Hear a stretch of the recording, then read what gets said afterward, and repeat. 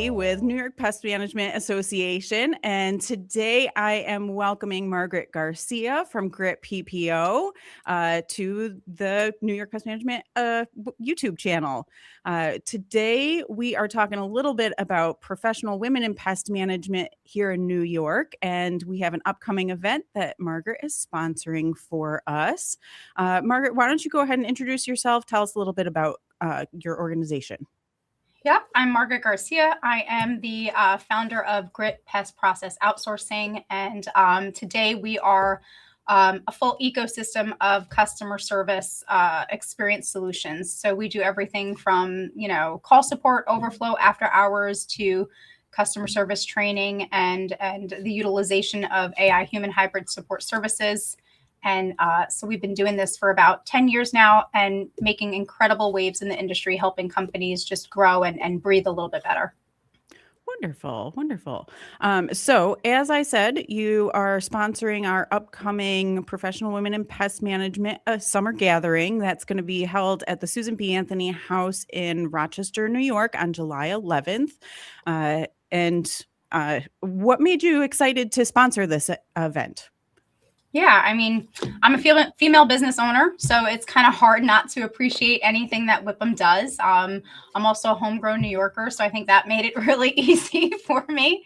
And I mean, some of the most innovative leaders I know today that I get inspired by are women. So events like this just, create space for conversations and relationships. I'm all for that. And who doesn't love when your logo, are the same branded colors? Like we look great together. So. That's right. Oh, I said the same thing. I was like, oh, I got to call Margaret and ask her because our pinks match. Yep. Mm-hmm. So how does this event align with your company's mission or values? Well, I think maybe as an outsourced call center that dedicates, to our services to the pest control industry, I think we're very passionate about creating opportunities. Love your cup. I did that on purpose. I know. I love that cup. I mean, I really, like I said, I shouldn't say that we're just a call center. We're that full ecosystem with the training and the SOP playbooks. So I just feel like, events like this have the same values, like leadership, perseverance, breaking barriers, that sort of thing. Wonderful. Wonderful. Do you have any personal connections or insights that you'd like to share? Maybe feelings about it being hosted at Susan B. Anthony House, PWIPM, as the organization as a whole, general reflections. I know Jordan yesterday had mentioned that his grandmother really inspired him, and she was sort of a trailblazer in her industry, and that was his personal connection to some of this. So any insights that you might have? Yeah.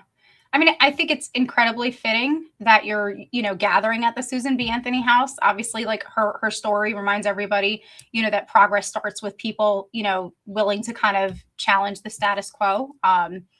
She wasn't waiting around for permission. She saw something that needed to change, and she had that courage to push forward. And I think that maybe, as like entrepreneurs and leaders, we can all relate to that, because there are plenty of times when we don't have all the answers and resources and even just the certainty, that you would like.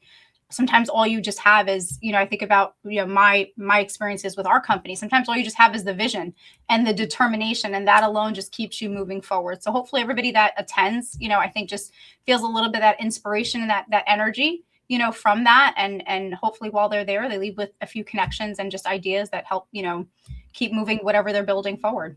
Yeah, I love that. That really speaks to my soul. And I would say another factor for me personally is just stepping out on faith that it's all going to work out. I love, vision. Yes. Wonderful. And confidence, but so much underpinning of faith. Yeah. So sometimes that's all you got. That's right. That's right. So, what key message do you want attendees to remember about you or your company? Gosh, I find myself saying this a lot recently. I feel like success, and I'm sure everybody can relate to this, success isn't built on having all the answers. And I think we lead with some of those things. We certainly don't claim to have them all or to be the perfect solution for every business challenge. I think a lot of the times, even with growth, you learn to not try to be everything for everybody.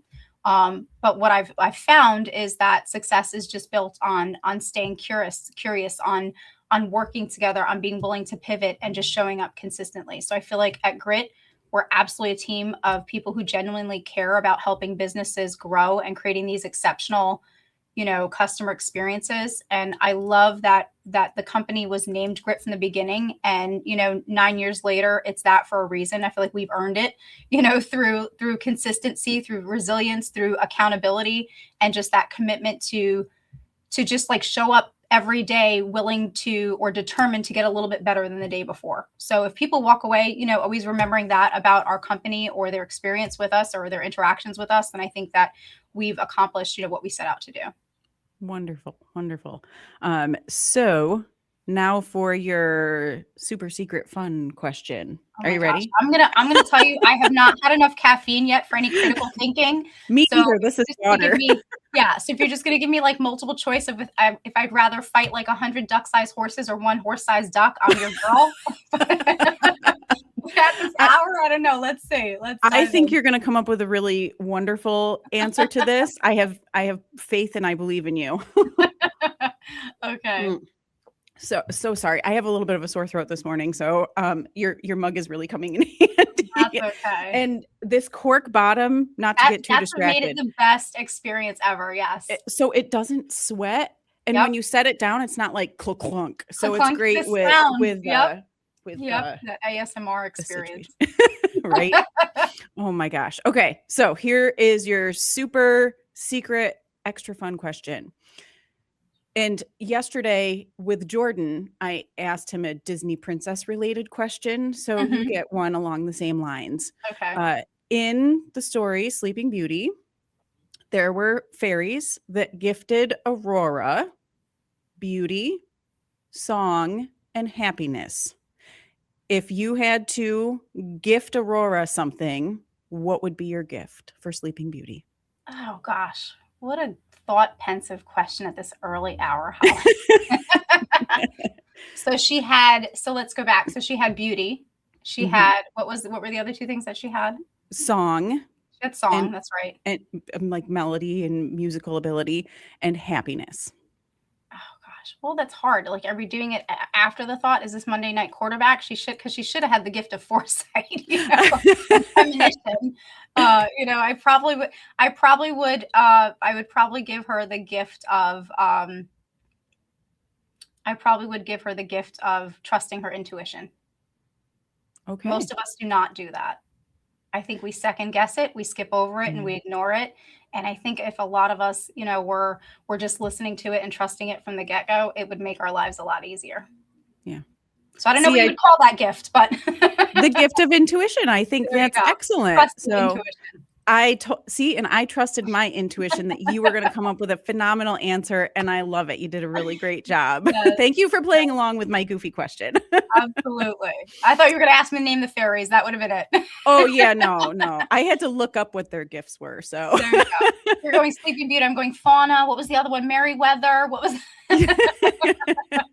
well, my kids are teenagers now, so it's been a minute since I've watched any of those. So Yep. Awesome. alrighty. We're gonna wrap up. Thank you so much, Margaret, for taking the time to speak with us. Thank you so much for sponsoring our event. I wish you were gonna be able to make it. I And if for know. some reason some last minute asteroid is coming and it destroys whatever plans you originally had and you can make it, I would love to see your face. So Yes, I'd love to be there. You guys have an amazing time.